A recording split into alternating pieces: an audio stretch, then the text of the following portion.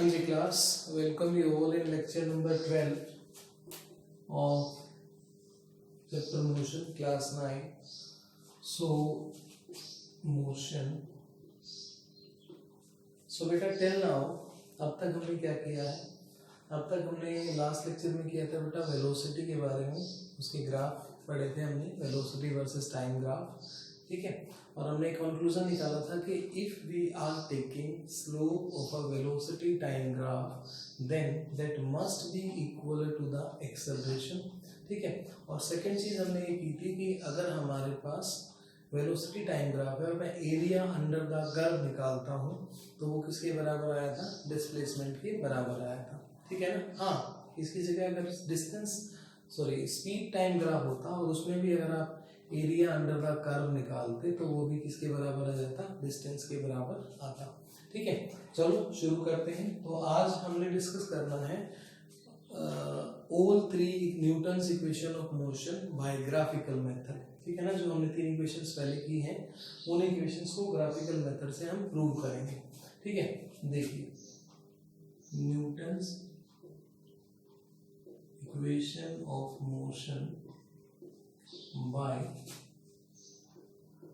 Graphical method, ठीक है। तो सबसे पहले ग्राफ ले लेते हैं हम। ये हमारे पास एक ग्राफ है वेलोसिटी वर्सेस टाइम, और इस तरह का ग्राफ हमें दे रखा है, ठीक है जी। इस तरह का ग्राफ हमें दे रखा है। ये ओरिजिन हो गया बेटा यहाँ पे, ठीक है। अब इसमें हमने सबसे पहले इक्वेशन प्रूव करने के लिए हमें ढलान निकालनी है। कहाँ से लेकर कहाँ तक? ए से लेकर बी तक। ए से लेकर बी तक हमें ढलान निकालनी है, ठीक है। तो ढलान निकालने के लिए क्या होता है बेटा? यहाँ पर मान लेते हैं टाइम कितना है t1, यहाँ पर टाइम मान लेते हैं t2, यहाँ पर वेलोसिटी मान लेते हैं u, और यहाँ पर वेलोसिटी मान लेते हैं v, ठीक है ना। यानी u ये हमारी इनिशियल वेलोसिटी हो गई ए पॉइंट पर, और b पॉइंट पर हमारी फाइनल वेलोसिटी होगी। तो आपको पता है, मैंने लास्ट लेक्चर में बताया था कि अगर स्लोप निकालेंगे वेलोसिटी टाइम ग्राफ का तो हमें क्या मिलेगा? एक्सेलरेशन मिलेगा। तो मैं लिख देता हूँ, acceleration is equal to slope of VT graph, ठीक है ना। स्लोप ऑफ वीटी ग्राफ उसके स्लोप के बराबर होगा, ठीक है ना। तो यहाँ पे स्लोप कैसे यानी स्लोप क्या निकलेगा बेटा? स्लोप होता है हमारा y intercept by x intercept, ठीक है ना। y intercept by x intercept, और y इंटरसेप्ट क्या है बेटा आपका? y2 माइनस y1, और x इंटरसेप्ट क्या है? x2 minus x1। अब y2 किसको रिप्रेजेंट कर रहा है? y2, देखो ये y2 किसको रिप्रेजेंट कर रहा है? फाइनल वेलोसिटी को रिप्रेजेंट कर रहा है, और y1 किसको रिप्रेजेंट कर रहा है? इनिशियल वेलोसिटी को। तो यहाँ पर क्या लिख देंगे? Final velocity minus initial velocity. इसी तरह से x2 किसको रिप्रेजेंट कर रहा है? x2 t2 टाइम को रिप्रेजेंट कर रहा है, और x1 किसको रिप्रेजेंट कर रहा है? t1 टाइम को रिप्रेजेंट कर रहा है। तो ये हो जाएगा t2 माइनस t1, क्योंकि देखो इस पॉइंट की अगर मैं कोऑर्डिनेट लिखूंगा तो क्या लिखूंगा बेटा? x2 y2। अब x2 क्या है? टाइम, और y2 क्या है? वेलोसिटी। इसी तरह से इसकी कोऑर्डिनेट लिखूंगा तो क्या लिखूंगा? x1 y1। तो ये क्या हो जाएगा आपका? x1 क्या है? x1 क्या है? t1, और y1 क्या है? u, ठीक है। तो मैंने वो वैल्यू पुट कर दी। इज इक्वल टू क्या है? एक्सेलरेशन।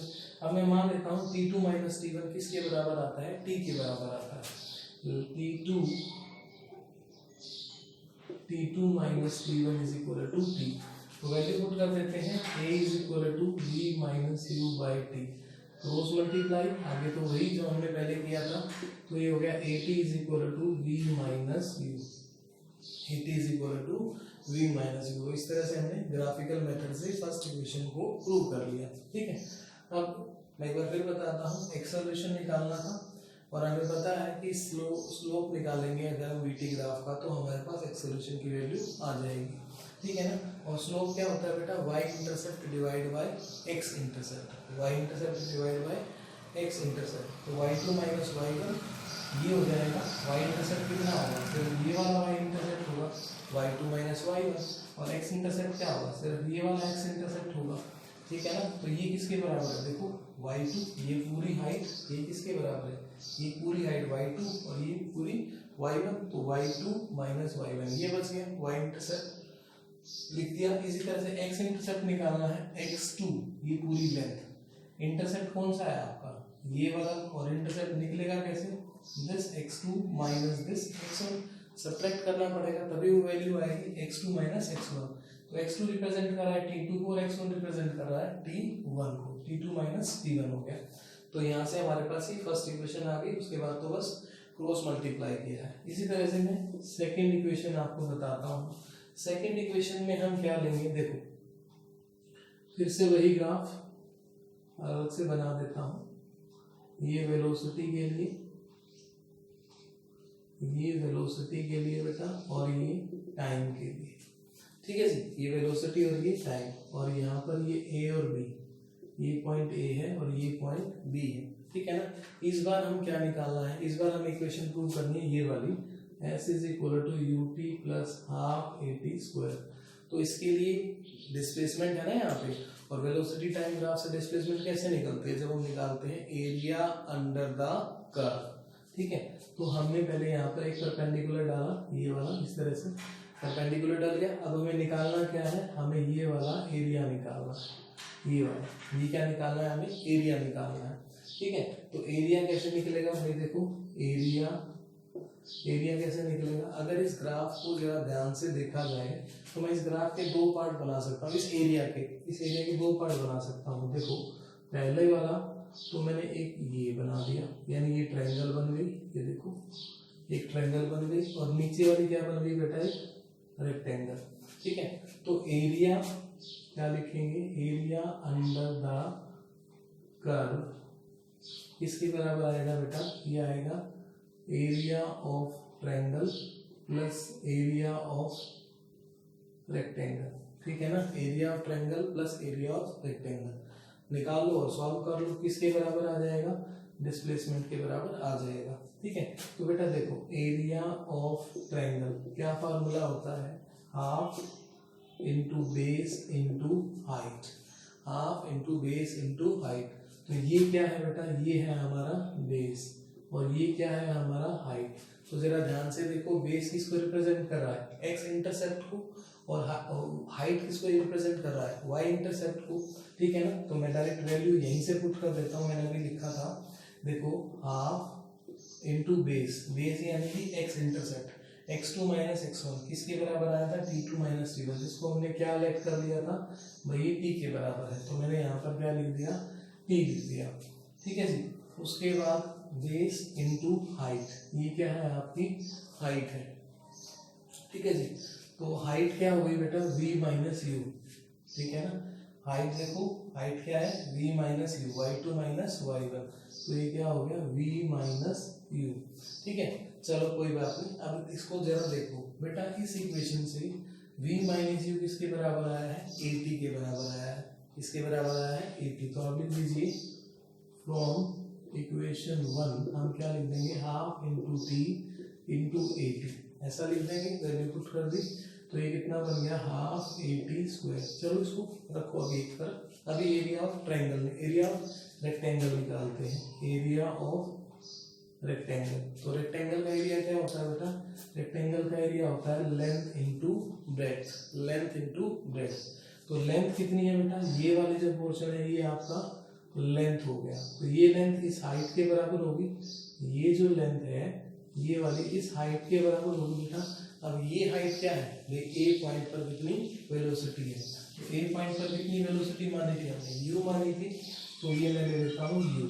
और उसके बाद ब्रेड्थ, ब्रेड्थ किस पे रिप्रेजेंट कर रहा है, ब्रेड्थ तो आपका वही एक्स इंटरसेप्ट है, क्योंकि ये वाली वैल्यू और ये वाली वैल्यू तो सेम रहेंगी ना, ये भी एक्स इंटरसेप्ट है और ये भी एक्स इंटरसेप्ट है।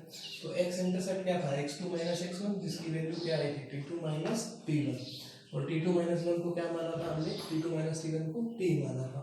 तो मैं यहाँ लिख देता हूँ t, तो ये बन गया हमारे पास ut। बस अब इन दोनों इक्वेशंस का यूज कर लो, इक्वेशन a और इक्वेशन b, ठीक है, और ये इक्वेशन c। तो क्या लिखोगे हम, from equation a b and c, a b और c। तो a क्या कहता है, s is equal to, c क्या कहता है, s is equal to area of triangle, क्या आया area of triangle, half at square plus area of rectangle, rectangle का क्या आया है ut, u तो आप इसको पहले लिख लो, इक्वेशन बन जाएगी ut plus half at square. ठीक है, मैं एक बार फिर बताता हूँ। देखो हमारे पास ये vt ग्राफ था, उसमें हमने एरिया अंडर द कर्व निकाला। एरिया अंडर द कर्व निकालेंगे तो ये दो पार्ट में डिवाइड कर लिया मैंने स्ट्रक्चर को। इस तरह की स्ट्रक्चर बन रही थी आपकी, ये बेटा देखो कुछ इस तरह की, ये ठीक है ना, इस तरह का कुछ स्ट्रक्चर बन रहा था। तो मैंने इसके दो पार्ट्स बना लिए, एक ये वाला फर्स्ट और एक ये second. Area of triangle plus area of rectangle. तो ट्रायंगल का एरिया है half into base into height. Formula होता है बेस किसको रिप्रेजेंट कर रहा है, एक्स इंटरसेप्ट को। एक्स इंटरसेप्ट क्या है हमारा, टाइम। ठीक है ना, तो मैंने यहाँ पे टी लिख दिया। और y इंटरसेप्ट क्या है आपका, y इंटरसेप्ट है ये y2 माइनस y1। और y2 माइनस y1 किसके बराबर है, v माइनस u के बराबर है, v माइनस u। और इक्वेशन 1 से v माइनस u किसके बराबर आता है, at के। तो ये मैंने वैल्यू पुट कर दी यहाँ पे। ठीक है, ये हो गया हाफ at स्क्वायर, क्योंकि बेस सेम है बेटा, बेस सेम है तो पावर ऐड हो जाएंगी, t स्क्वायर हो जाएगा। इसी तरीके से एरिया ऑफ रेक्टेंगल निकालेंगे, लेंथ इनटू ब्रेड्थ होता है। तो ये देखो, ये आपने लेंथ ले ली और ये आपने ब्रेड्थ ले ली। तो लेंथ किसके बराबर है, लेंथ यानी ये जो हाइट है ये इस हाइट के बराबर होगी। और ये हाइट क्या है आपकी, u initial velocity. Point A पर, पॉइंट ए किसको रिप्रेजेंट कर रहा है, इनिशियल वेलोसिटी को। पॉइंट ए पर इसकी हाइट यानी y एक्सिस यानी y1, और y1 किसको रिप्रेजेंट कर रहा है, वेलोसिटी को। कौन सी वेलोसिटी को, इनिशियल वेलोसिटी को। तो इसलिए मैंने यहाँ पे क्या लिख दिया, u। और साथ में क्या है, ब्रेड्थ। ब्रेड्थ किसको रिप्रेजेंट कर रहा है बेटा, देखो ब्रेड्थ फिर से वही आ गई, ये ब्रेड्थ है इसकी। तो ब्रेड्थ एक्स इंटरसेप्ट है, एक्स इंटरसेप्ट क्या माना था हमने, t माना था। तो यहाँ पर हमने t लिख दिया, u इंटू टी। तो ये बन गया ut। बस अभी तीनों इक्वेशंस को सम कर दिया, इकट्ठा कर दिया, और ये बन गया ut plus half at square. ठीक है, इसी तरीके से एक और मैं आपको थर्ड इक्वेशन भी बताता हूँ। देखिए थर्ड इक्वेशन में क्या है, मैं इसको इरेज कर रहा हूँ। थर्ड इक्वेशन में क्या होगा, यही जो शेप थी ना आपकी, यही जो शेप थी, इसी शेप को ही यूज करेंगे। इस बार एक नए तरीके से। मैंने आपको लास्ट टाइम भी बोला था कि अगर कोई इक्वेशन हमें प्रूव करनी है तो कुछ स्टेप हमें एज इट इज फॉलो करने पड़ते हैं। ठीक है, तो ये इसी वजह से किया जा रहा है। इस बार हम निकालेंगे एरिया ऑफ ट्रेपीजियम। ये जो शेप है हमारी, ये ट्रेपीजियम है। ठीक है ना, तो एरिया ऑफ ट्रेपीजियम का फॉर्मूला क्या होता है, half into sum of parallel side into height is equal to s। क्योंकि ट्रेपीजियम का निकाल तो एरिया रहे ना बेटा, निकाल तो एरिया रहे, तो एरिया होगा किसके बराबर, डिस्प्लेसमेंट के। तो चलो पुट कर देते हैं, half into sum of parallel side. तो एक साइड तो ये वाली है और एक साइड ये वाली है। तो ये किसको रिप्रेजेंट कर रहा था, हाइट, इनिशियल वेलोसिटी को। और ये किसको रिप्रेजेंट कर रहा था, फाइनल वेलोसिटी। क्योंकि देखो ये क्या है, ये हाइट कितनी है, इनिशियल वेलोसिटी, और ये हाइट कितनी है, फाइनल वेलोसिटी। तो सम कर लो u प्लस v। ठीक है ना, sum of parallel side into height. अब ये वाली हाइट है, यहाँ पर देखो ये हाइट किसको रिप्रेजेंट कर रही है, एक्स इंटरसेप्ट को। और एक्स इंटरसेप्ट कितना माना है हमने, t माना है, u plus v into T. ठीक है, अब क्या करेंगे, t की वैल्यू इक्वेशन 1 से ले लेंगे। ये इक्वेशन 1 है,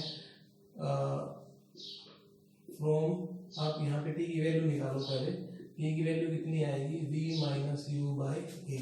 और लिख दो आप फ्रॉम इक्वेशन 1। ठीक है ना, इक्वेशन 1 से। तो t की वैल्यू पुट कर देते हैं यहाँ पे, ये बनेगा हाफ इंटू, अब u प्लस v को मैंने लिख दिया v प्लस u। ये हमने लास्ट टाइम जो प्रूव किया था तब भी ऐसे किया था। ठीक है, अब t की वैल्यू कितनी है बेटा, v minus u by A. I think अभी वैसे ही बन गया, आपको समझ आ गया होगा। a plus b, a minus b, इन दोनों को डिवाइड में है, उधर मल्टीप्लाई कर दो तो ये बन जाएगा 2as, और ये हो जाएगा आपका v square minus you square.